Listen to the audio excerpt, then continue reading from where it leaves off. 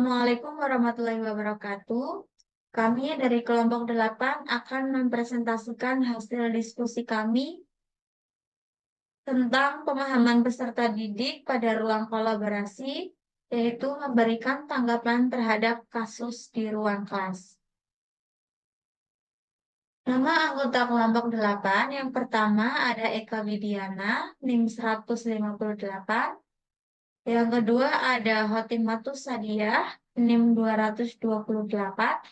Yang ketiga ada Mila Adisa Putri, NIM 93. Dan yang terakhir ada Yuliana Nurul Hikmah, NIM 61. Pada materi ini ada 3 kasus. Kasus yang pertama, bayangkan jika Anda adalah seorang guru matematika di kelas 7. Saat ini Anda hendak menyampaikan materi mengenai matematika sosial, yakni mencari nilai rata-rata atau min. Untuk memudahkan peserta didik dalam memahami pembelajaran, Anda mencoba untuk membuat urutan atau langkah-langkah yang perlu diikuti oleh peserta didik agar dapat mencari nilai rata-rata pada sebuah soal. Anda meminta kepada peserta didik untuk mengerjakan soal yang Anda berikan. Hasilnya, peserta didik mampu mengerjakan dengan benar sesuai dengan langkah yang telah Anda siapkan. Beberapa saat kemudian, Anda diminta kepada peserta didik untuk mengulangi soal yang sama tanpa melihat urutan pengerjaan soal. Dan peserta didik mampu mengerjakannya dengan benar. Pertanyaannya, menurut Anda, apa yang membuat peserta didik mampu mengerjakan soal dengan baik pada percobaan kedua tanpa melihat urutan atau langkah pengerjaan soal? Menurut kelompok kami, yang membuat peserta didik mampu mengerjakan soal dengan baik pada percobaan kedua karena sebelumnya peserta didik telah memahami konsep dasar tentang materi mencari nilai rata-rata atau min. Pada contoh kasus yang sudah dipaparkan di atas, siswa berhasil menyelesaikan soal untuk kedua kalinya tanpa melihat langkah-langkahnya karena telah memahami ide dasar mengenai cara mencari nilai rata-rata melalui bimbingan guru di awal pembelajaran. Guru memberikan langkah-langkah tentang mencari min agar siswa dapat menerapkan konsep tersebut ketika mengerjakan soal matematika secara mandiri untuk kedua kalinya. Pendekatan ini sejalan dengan teori konstruktivisme sosial Vygotsky. Selanjutnya akan dipaparkan oleh teman saya yaitu Eka Widiana. Soal selanjutnya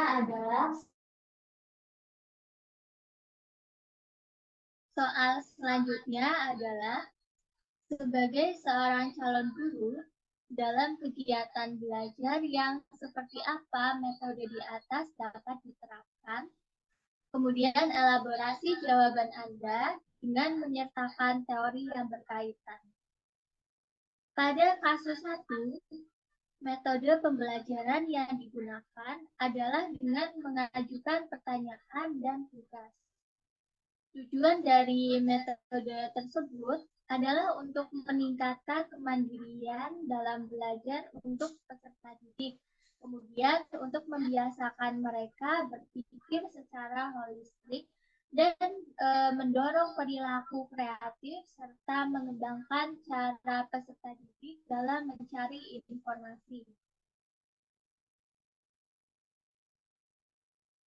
Kasus nomor 2, Wina adalah seorang guru di kelas 1 SD. Sebagian besar peserta didiknya belum bisa berhitung dengan lancar. Wina sedang memikirkan cara yang sesuai untuk membantu setiap peserta didik menyelesaikan tantangan belajarnya. Menurut Anda, apa yang dapat Wina lakukan untuk membantu peserta didiknya sesuai dengan tahapan perkembangan usianya? Menurut kelompok kami, yang dapat Wina lakukan untuk membantu peserta didiknya menyelesaikan tantangan belajarnya adalah dengan menggunakan model pembelajaran kontekstual dengan menggunakan benda-benda yang konkret atau nyata. Contohnya, guru tersebut dapat menggunakan benda-benda yang ada di kelas, seperti pensil, ballpoint, penghapus, spidol, dan lainnya untuk memudahkan siswa dalam membantu belajarnya. Selanjutnya akan disampaikan oleh rekan saya, Yuliana. Yang selanjutnya yaitu mengapa Anda menyarankan hal tersebut.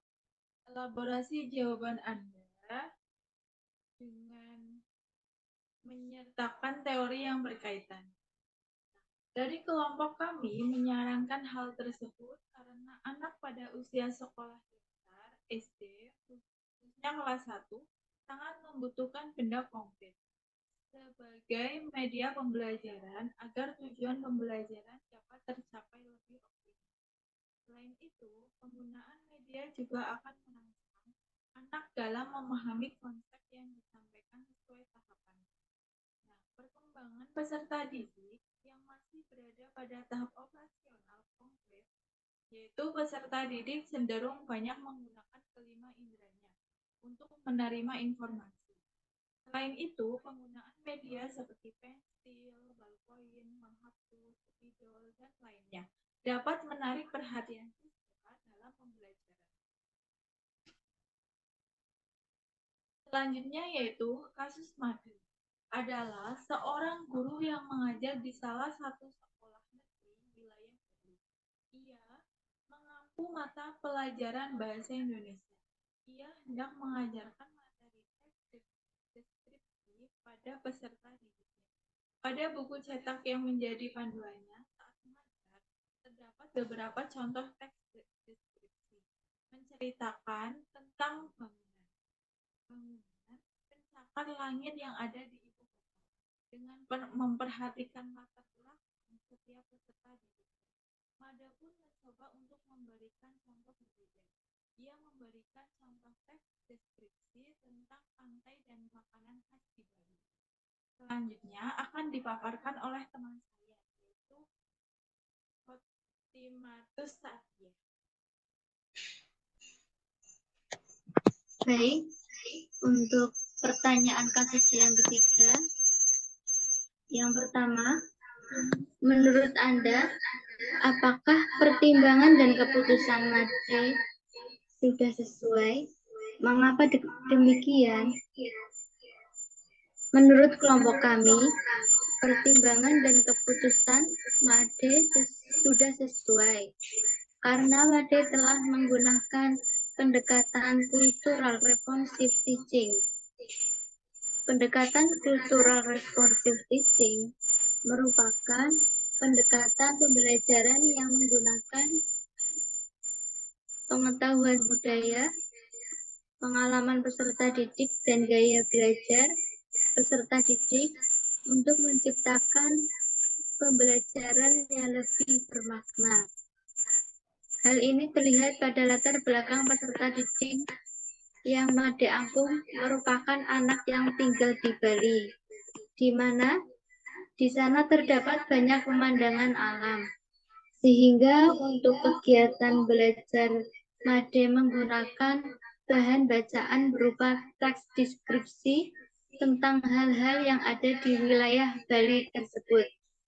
Dengan demikian, peserta didik akan lebih mudah memahami materi karena bahan ajarnya relevan dengan lingkungan sekitar.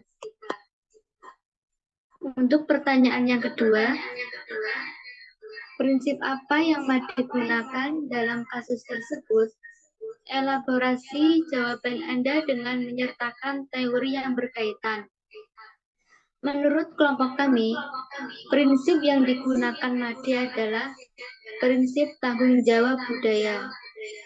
Prinsip tanggung jawab budaya merupakan model pendidikan teoritis yang tujuannya tidak hanya untuk meningkatkan prestasi siswa, tetapi juga membantu siswa menerima dan memperkuat identitas budayanya.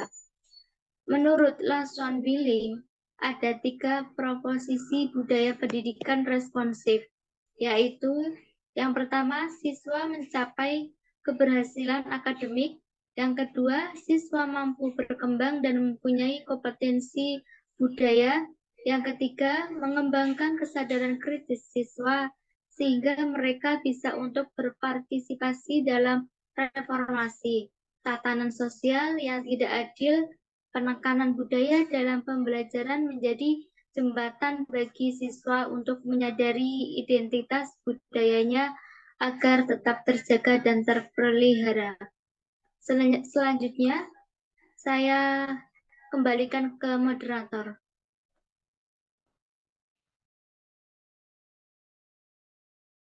Sekian presentasi dari kelompok kami. Kurang lebihnya kami mohon maaf. Saya akhiri. Billahi taufiq wal hidayah. Wassalamualaikum warahmatullahi wabarakatuh.